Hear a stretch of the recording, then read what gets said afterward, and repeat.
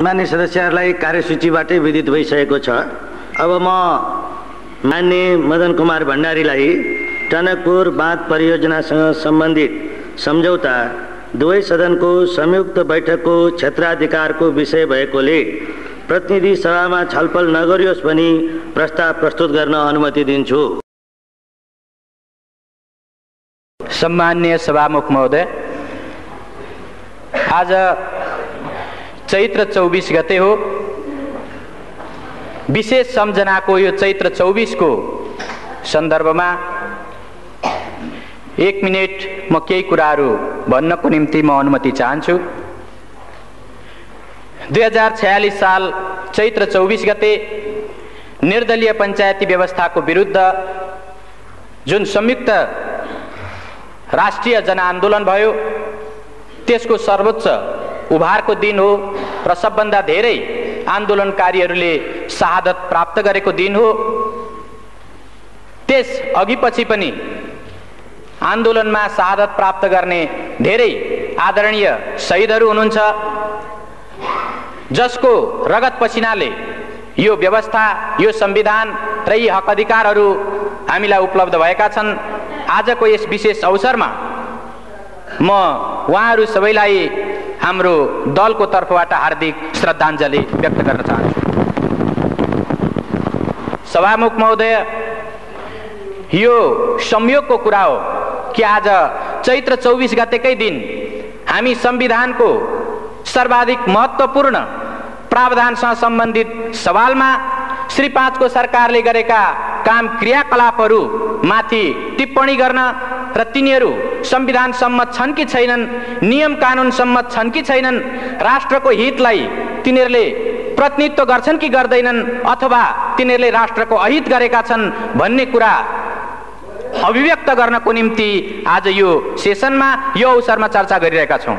सभामुख महोदय, अहिले भर्खरै माननीय जलस्रोत राज्य मन्त्रीले टनकपुर परियोजना सम्बन्धी सम्झौताको जुन प्रस्ताव प्रस्तुत गर्नुभयो, त्यस सम्बन्धमा हाम्रो दलको तर्फबाट, प्रतिपक्षको तर्फबाट त्यो सम्झौताको बारेमा, त्यो प्रस्तावको बारेमा,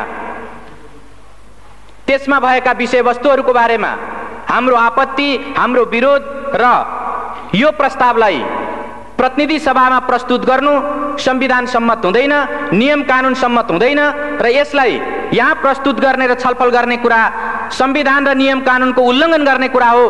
त्यसो हुँदा यसलाई यहाँ प्रस्तुत नगरियोस्, यसलाई यहाँ छलफल नगरियोस् भन्नको निम्ति आफ्नो प्रतिवादको बारेमा म 1-2 शब्द अगाडि भन्न चाहन्छु।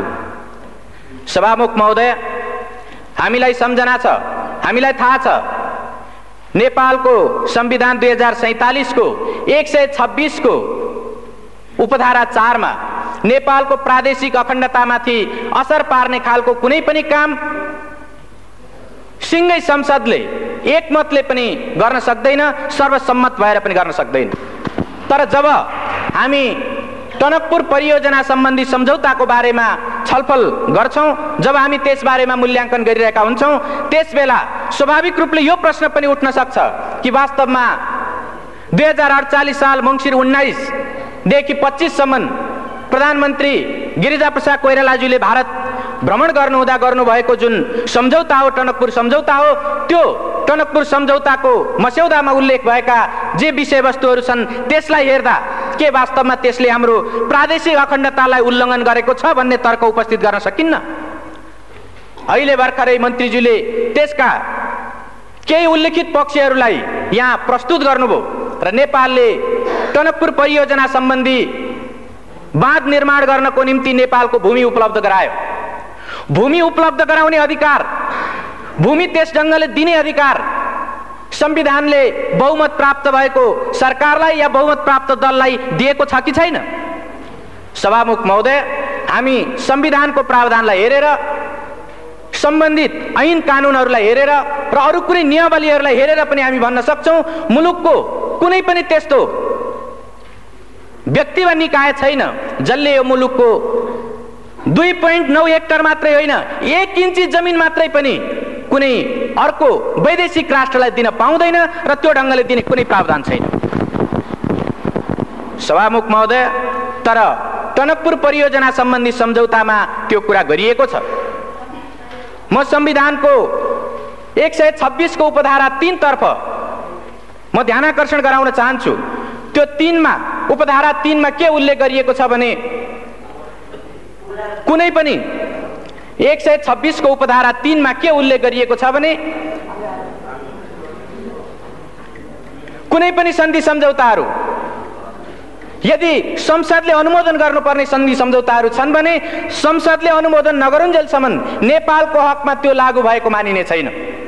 सम्माननीय सभामुख महोदय, टनकपुर परियोजना सम्बन्धी सम्झौतामा हामी देख्छौं कि डिसेम्बर 5 मा 1991 को डिसेम्बर 5 मा जुन सम्झौता भयो त्यो सम्झौता गरिरहेकै बेला त्यो सम्झौताको टनकपुर सम्बन्धी सम्झौताको पहिलो लिखतमै पहिलो प्याराग्राफमै यो सम्झौतालाई डिसेम्बर 15 देखि कार्यान्वयन गरिने गरी यो सम्झौता गरिन्छ भनेर उल्लेख गरिएको छ। सम्माननीय सभामुख महोदय, संविधानको उल्लङ्घन गर्ने अधिकार बहुमत प्राप्त गरेको दललाई छ कि छैन? प्रधानमन्त्रीलाई छ कि छैन? कुनै पनि एउटा त्यस्तो व्यक्ति वा निकायलाई छ कि छैन? सम्माननीय सभामुख महोदय, संविधानको सर्वोच्चता अर्थात् संवैधानिक राजतन्त्र पनि संविधानभन्दा माथि हुन पाउँदैन भन्ने यो संविधान बहाल भइसकेपछि कुनै पनि एउटा व्यक्ति वा निकाय कसैले पनि संविधानभन्दा माथि रहेर वा संविधानका धाराहरूलाई उल्लङ्घन गरेर काम गर्न सक्दैन। तर यो टनकपुर परियोजना सम्बन्धी सम्झौतामा जो स्वाभाविक रूपले संसदले अनुमोदन गर्नु पर्थ्यो त्यो संसदमा प्रस्तुत गर्नु अगावै, संसदलाई जानकारी दिनु अगावै, संसदले अनुमोदन गर्नु अगावै, अझ जुन बेला सन्धि गरिँदै थियो, जुन बेला त्यसको ड्राफ्ट तयार हुँदै थियो, त्यस बेला नै वास्तवमा 10 दिन भित्रैमा या 5 डिसेम्बरमा त्यो सम्झौता गरेर 15 डिसेम्बरदेखि लागू गर्ने भनेर जुन त्यहाँ सम्झौता गरियो यो घोर संविधानको उल्लङ्घन हो र यस्तो संविधानको उल्लङ्घन भएको कुराप्रति यो सदनले, यो मुलुकले गम्भीरतापूर्वक लिने कि नलिने? आदरणीय सभामुख महोदय, हामी यो कुरालाई अत्यन्त गम्भीरताका साथ लिनुपर्छ भन्ने ठान्छौँ। स्वाभाविक रूपले टनकपुर परियोजना सम्बन्धी सन्धि भइसकेपछि यो सदनलाई थाहा छ योभन्दा अगाडि पनि 2टा वा त्योभन्दा बढी सेसनको अवधिभरि राष्ट्रले यसबारेमा चर्चा परिचर्चा गरेको छ। सबै सन्धि सम्झौताहरू संसदमा प्रस्तुत गरिनुपर्छ र टनकपुर सम्बन्धी जुन सम्झौता हो यो सम्झौता सदनमा प्रस्तुत गर्ने र सदनद्वारा अनुमोदन गरिनुपर्ने सम्झौता हो भनेर हामीले प्रतिपक्षको तर्फबाट यही सदनमा र योभन्दा अगाडिका सेसनहरूमा पनि हामीले दृढतापूर्वक उठाएका छौँ। सभामुख महोदय, तर सत्ता पक्षबाट लगातार त्यो कुरालाई बेवास्ता गर्दै, लगातार त्यो कुरालाई अस्वीकार गर्दै यो कुनै सन्धि भएकै छैन, सन्धि भएकै होइन भनेर मुलुकलाई 1 वर्षसम्म लगातार गुमराहमा राख्ने, ढाँट्ने काम भयो। आदरणीय सभामुख महोदय, हामीलाई सम्झना छ त्यसबेला सरकारले टनकपुर सम्बन्धी सन्धि सम्झौताको सम्बन्धमा चर्चा गर्दा वास्तवमा टनकपुर परियोजनामा महाकाली नदीको जुन ठाउँमा टनकपुर परियोजना बनेको छ त्यो भारतीय नदी हो र त्यस ठाउँमा नेपालको अधिकार छैन भन्ने जिम्मेदार मन्त्रीहरूले, सत्तापक्षका जिम्मेदार माननीयहरूले त्यो कुरा राख्नु भएको थियो। त्यति मात्रै होइन, स्वाभाविक रूपले त्यसको जुन अभिन्न अङ्गको रूपमा रहेको बायाँ तटबन्ध हो त्यो बायाँ तटबन्धमा प्रयोग भएको नेपाली भूभाग त्यो टनकपुर परियोजनाको अभिन्न अङ्गको रूपमा होइन, त्यो त केवल नेपालतर्फ आउने बाढीलाई रोक्नको निम्ति मात्रै प्रयोग भएको भनेर बनाइएको भनेर श्री 5 को सरकारले उल्लेख गरेको थियो। त्यस ढङ्गले जिम्मेदार मन्त्रीहरूले राख्नु भएको थियो। सम्माननीय सभामुख महोदय, प्राकृतिक स्रोतको उपयोगको बाँडफाँड भएको छैन, त्यसबाट मुलुकको कुनै अहित भएको छैन, बरु भारतले शुभेच्छा स्वरूप पानी र बिजुली नेपाललाई प्रदान गरेको छ भन्ने यस किसिमले सत्तापक्षबाट जुन कुरा उल्लेख गरिएको थियो हामीलाई सम्झना छ।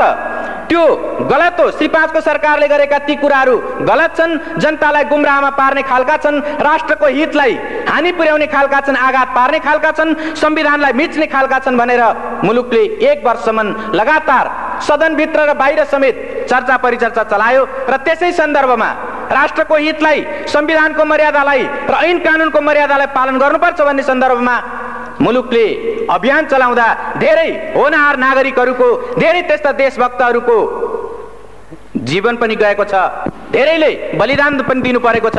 चाहे त्यो 48 साल चैत्र 24 गतेको घटनाको कुरा होस्, चाहे त्यो कावासोतीको भारतीय प्रधानमन्त्री नेपालमा आइरहेको बेला एउटा ज्ञापन पत्र दिनको निम्ति स्वयं टनकपुरको छेउबाट आएको जुन एउटा ज्ञापन पत्र दिने दल थियो, त्यो दलमाथि नवलपरासीको कावासोती भन्ने ठाउँमा जुन गोलीकाण्ड भयो, यस खालका घटनाहरूबाट मुलुकले धेरै आहत हुनु परेको छ। मुलुकमा यो टनकपुर परियोजना सम्बन्धी सवालमा, यसको प्रकृति निर्धारण गर्ने सवालमा सरकारले जनता र राष्ट्रलाई गुमराह गर्न खोजेको कुराको विरुद्ध देशभक्तहरूले आवाज उठाउँदाखेरि धेरै रगत बगाउनु परेको छ। हामी ती कुराहरूलाई बिर्सन सक्दैनौँ।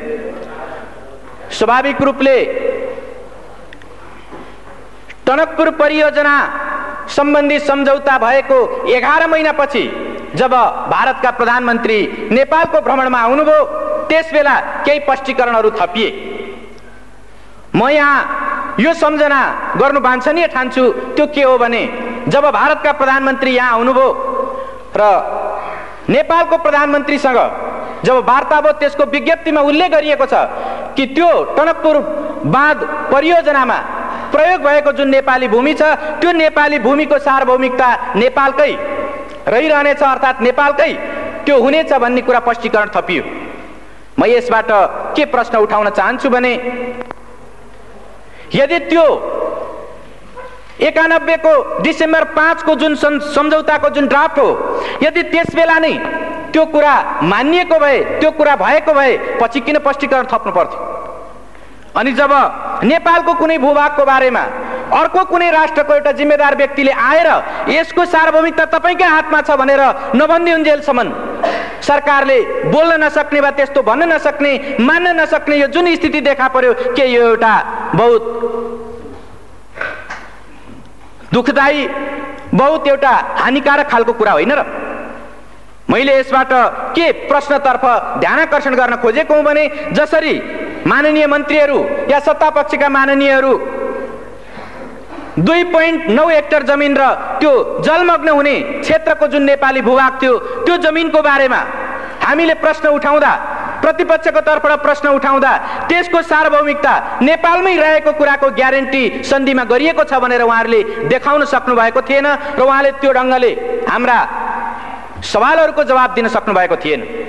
यसबाट यो जाहेर हुन्छ कि मैले सुरुमा नि जुन 126 को उपधारा 4 को जुन प्रश्न मैले यहाँ संविधानको 126 उपधारा 4 को जुन प्रश्न मैले उठाएँ, वास्तवमा त्यसबेला संविधानको भावना विपरीत नेपालको प्रादेशिक अखण्डतामा आँच आउन सक्ने गरी जमिन उपलब्ध गराइएको थियो र त्यो ढङ्गको गल्तीलाई पछि भारतीय प्रधानमन्त्री नेपालमा आएको बेलामा त्यसलाई सच्याउने प्रयत्न गरियो। त्यो स्पष्टीकरणको त्यति मात्रै अर्थ हो र यसबाट यो प्रश्न उठाउन सकिन्छ कि यो सरकारले प्रादेशिक अखण्डतामा आँच आउने खालको, त्यस ढङ्गको प्रश्न उठ्न सक्ने खालको काम गरेर एउटा राष्ट्रघात गरेको थियो। सामान्य सभामुख महोदय, हामीलाई सम्झना छ, मङ्सिर 30 गते, विगत मङ्सिर 30 गते सर्वोच्च अदालतले जब फैसला सुनायो, त्यसबेला हामी त्यो फैसलामा देख्न सक्छौँ श्री 5 को सरकारले जतिसुकै पारदर्शी ढङ्गले काम गरिरहेको छु भने पनि श्री 5 को सरकारले जनताको सुसूचित हुने हकलाई संरक्षण गरेको छु भनेर भनेको भए पनि टनकपुर बाँध सम्बन्धी यो सम्झौताको सन्दर्भमा उनले सांसदहरूलाई संसदभित्र र बाहिर जनतालाई जानकारीमा दिएका कुराहरू शिर न पुच्छरका कुराहरू थिए, शिर पुच्छर बिनाका कुराहरू थिए भनेर उनले फैसलामा उल्लेख गरेको छ। मैले यो यस कारणले उल्लेख गरिरहेको छु कि वास्तवमा सर्वोच्च अदालतले स्वयं प्रधानमन्त्रीज्यूलाई, जलस्रोत राज्य मन्त्रीज्यूलाई र अरू सरकारवाला व्यक्तित्वहरूलाई जब उसले बुझ्न चाह्यो, उहाँहरूले लिखित रूपमा जाहेर गर्नुभएका, अदालतलाई लिखित रूपमा उहाँहरूले दिनुभएका बयानबाट यो जाहेर हुन्छ कि उहाँहरूले त्यसबेला पनि प्राकृतिक स्रोतको उपयोगको बाँडफाँड भएको छैन, जनताको सुसूचित हुने अधिकारको हनन गरिएको छैन। यो बायाँ तटबन्ध भनेको त्यो टनकपुर परियोजनाको अभिन्न अंग होइन र महाकाली नदीको जुन ठाउँमा टनकपुर बाँध परियोजना बनेको छ त्यो परियोजना भित्र नेपालको नदी अधिकार अर्थात् नेपालको त्यहाँ पानी सम्बन्धी अधिकार त्यस्तो छैन भनेर जुन उहाँहरूले उल्लेख गर्नुभएको थियो त्यो कुराको खिलाफमा सर्वोच्च अदालतले श्री 5 को सरकारले सुसूचित नगरेको शिर र पुच्छरको कुरा जानकारी दिएर तर उसले वास्तविक जानकारी नदिएको र प्राकृतिक स्रोतको उपयोगको बाँडफाँड भएकै हो भन्ने कुरा र देब्रे तटबन्ध टनकपुर परियोजनाको देब्रे तटबन्धमा प्रयोग भएको नेपाली जुन भूभाग छ र त्यो भूभागमा बनेको जुन बाँध छ त्यो बाँध टनकपुर परियोजनाको अभिन्न अंग हो भन्ने कुरा उसले फैसला गरेको छ। र यसबाट के प्रश्न उपस्थित हुन्छ भने श्री 5 को सरकार आफूले गरेका कामहरू जबसम्म अर्को कुनै निर्णायक महत्त्वपूर्ण सर्वोच्च निकायले जबसम्म फैसला गर्दैन तबसम्म ऊ आफ्ना गल्तीहरूलाई कुनै पनि हालतमा आत्मसमीक्षा गरेर वा अर्को कुनै प्रतिपक्ष वा देशका बुद्धिजीवीहरू वा आम जनताले उल्लेख गरे पनि ऊ कुनै सुन्ने टेर्ने र त्यसलाई समीक्षा गर्नेवाला छैन। तर जब सर्वोच्च अदालतले यो फैसला गर्यो त्यो फैसला गरे पछाडि पनि हामी यो सम्झना गर्न सक्छौं कि धेरै केही माननीय मन्त्रीज्यूहरूले त्यसपछि पनि उल्लेख गर्दा वास्तवमा त्यो त समझदारी नै भएको भनेर सन्धि भएको होइन भन्ने किसिमले फेरि पनि उहाँहरूले उल्लेख गर्नुभयो। फेरि पनि केही सत्तापक्षका माननीय सदस्यहरूले त्यस ढङ्गले उल्लेख गर्नुभयो। साँच्चै भन्ने हो भने यसो भन्न सकिन्छ सर्वोच्च अदालतको फैसलालाई पनि अपमान गर्ने खालका कुराहरू उहाँहरूले धेरै ठाउँमा उल्लेख गर्नुभएको छ। सम्माननीय सभामुख महोदय, अहिले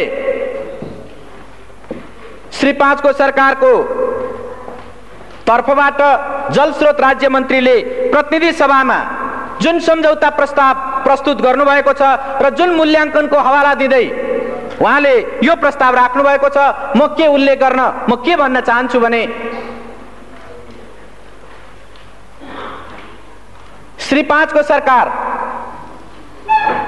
संविधान ऐन कानून राष्ट्र र जनताको हितमा व्यवस्थाको हितमा नहुने खालका आफ्ना क्रियाकलापहरूलाई सकेसम्म ढाकछोप गर्न चाहन्छ र हामीलाई यो सम्झना छ कि बितेको 1 वर्षसम्म यो सन्धि नै होइन भनेर उत्तिकै दृढताका साथ प्रधानमन्त्री लगायत सबै माननीय मन्त्रीहरू र सत्तापक्षका सांसदहरू यो उल्लेख गरिरहनु भएको थियो।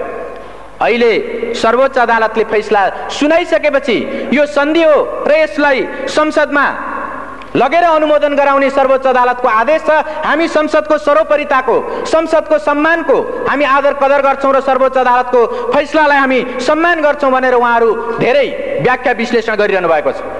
तर के सम्झना गर्न सकिन्छ भने जुन बेला प्रतिपक्षको तर्फबाट यस्ता सन्धि सम्झौताहरूलाई सदनमा प्रस्तुत गर्नुपर्छ भनेर माग राखिएको थियो त्यसबेला उहाँहरूले त्यसलाई ठाडै अस्वीकार गर्दै आउनुभयो र अहिले पनि जबकि यो टनकपुर परियोजना सम्बन्धी सम्झौता दीर्घकालीन प्रकृतिको छ, त्यो व्यापक प्रकृतिको छ, त्यो महत्त्वपूर्ण छ र त्यसले स्वाभाविक रूपले दीर्घकालीन व्यापक व महत्त्वपूर्ण त्यसले प्रभाव पार्छ, त्यस्तो असर पार्छ।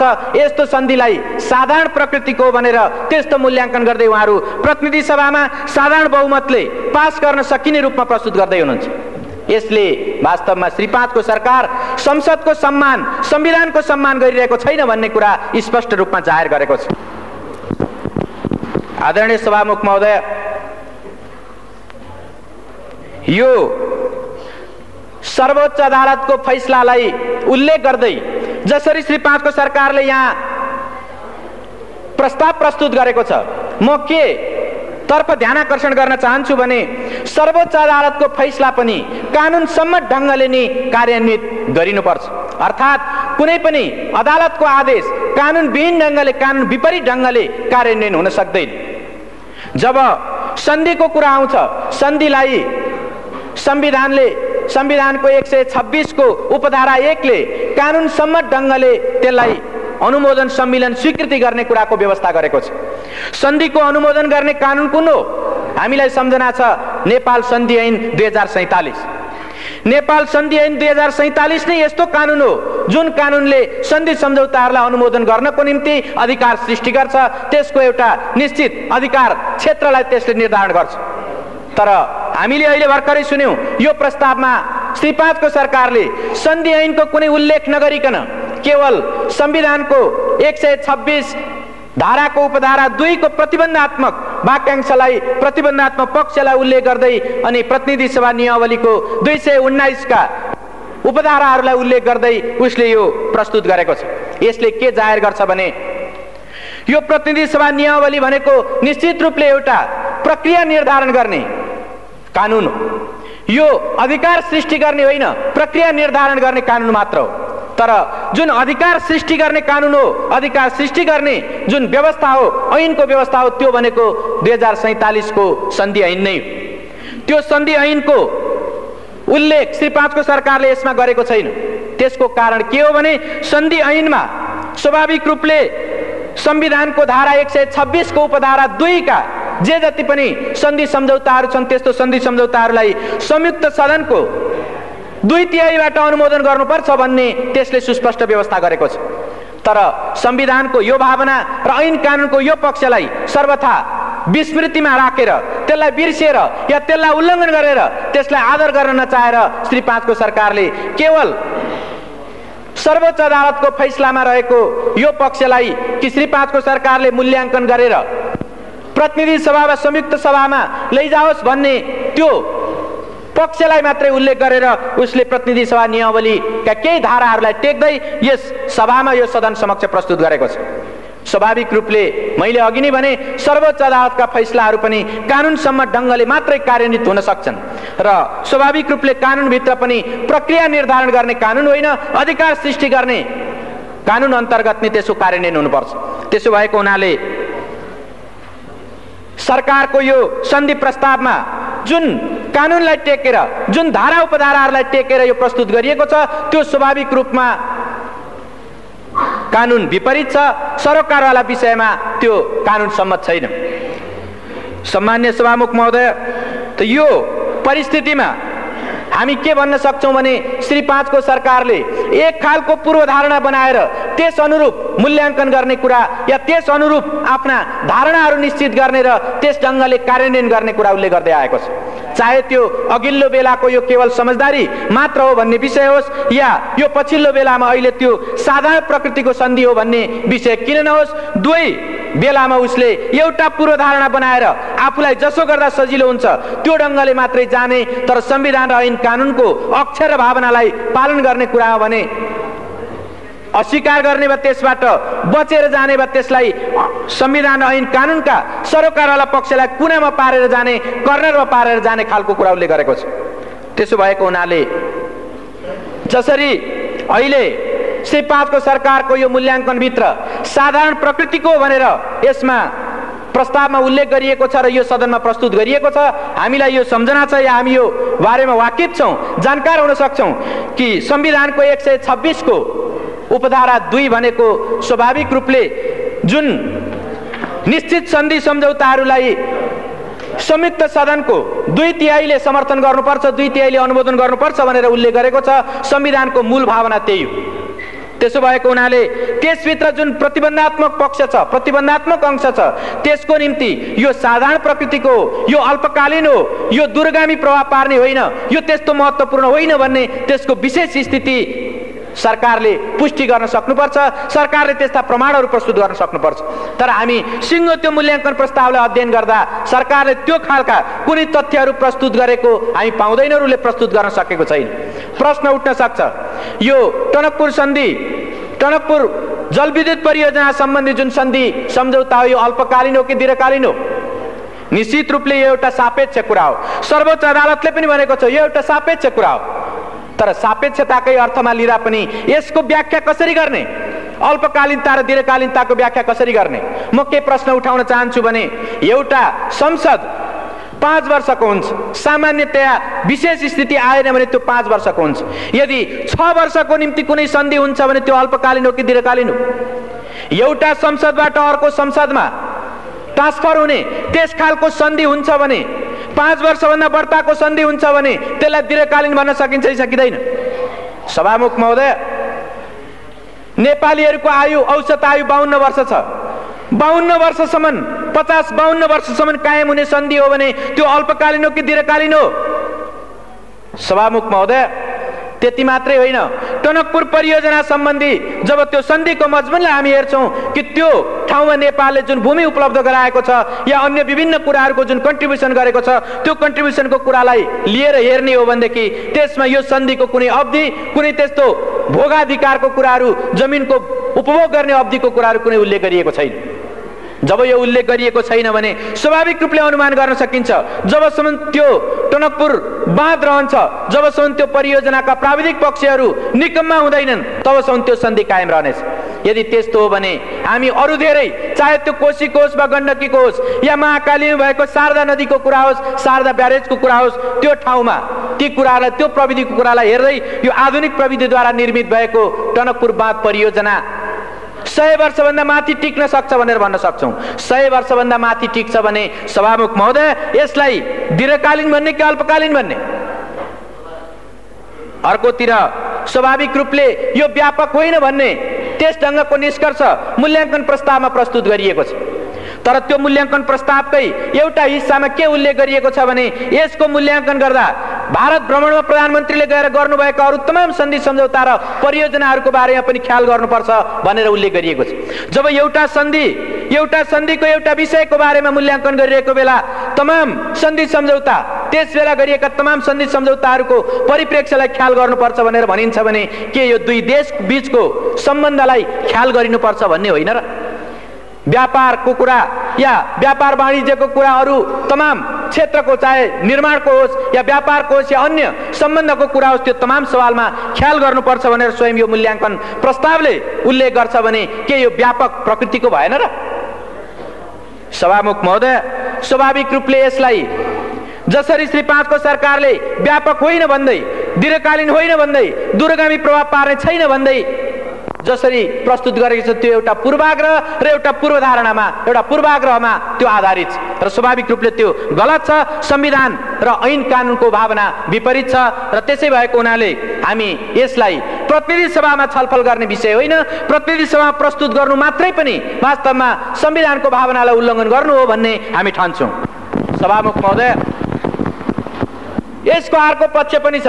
अर्को पक्ष के छ भने नेपालमा सामान्यतया भन्दै आइएको छ, हर कसैले भनिरहेको छ कि नेपालको सम्पत्ति भनेको जलस्रोत हो र यो जलविद्युत सम्बन्धी नेपालको जुन स्रोत हो वा जुन शक्ति हो त्यो 83,000 मेगावाट विद्युत क्षमताको छ। यो 83,000 मेगावाट विद्युत क्षमता भएको जलस्रोतको परिचालन गर्नको निम्ति कस्तो मेकानिजम, कस्तो खालको मेथड, कस्तो खालको तौर तरिका र कस्तो नीति अवलम्बन गर्ने हो भन्ने कुरा पनि यसबाट स्वाभाविक रूपले उपस्थित हुन्छ र यो टनकपुर सम्बन्धी जुन सन्धि भएको छ, यो सन्धिले स्वाभाविक रूपले भविष्यको निम्ति एउटा प्रेसिडेन्स, भविष्यको निम्ति एउटा नजिर पनि स्थापित गर्छ। जब यसको समयावधिको कुरा, यसले नेपाल र भारतको बीचमा भइरहेका तमाम सन्धि सम्झौताहरू र दुई मुलुकको बीचको सम्बन्धको कुरा र यसले नेपालकै अरू प्राकृतिक स्रोत सम्पदाहरूलाई भविष्यसम्म उपयोग गर्ने कुराको, भविष्यसम्म प्रयोग गर्ने कुराको नजिर स्थापित गर्छ भने यसलाई कसरी अल्पकालीन, कम महत्त्वपूर्ण र त्यसलाई साधारण खालको भनेर कसरी भन्न सकिन्छ? त्यसो भएको हुनाले श्री 5 को सरकारले प्रस्तुत गरेको यो मूल्याङ्कन निश्चित रूपमा त्यो संविधान र ऐन कानुन विपरीत छ, राष्ट्रको हितलाई हानि पुर्याउने खालको छ र संविधानलाई उल्लङ्घन गर्ने खालको छ। त्यसो भएको हुनाले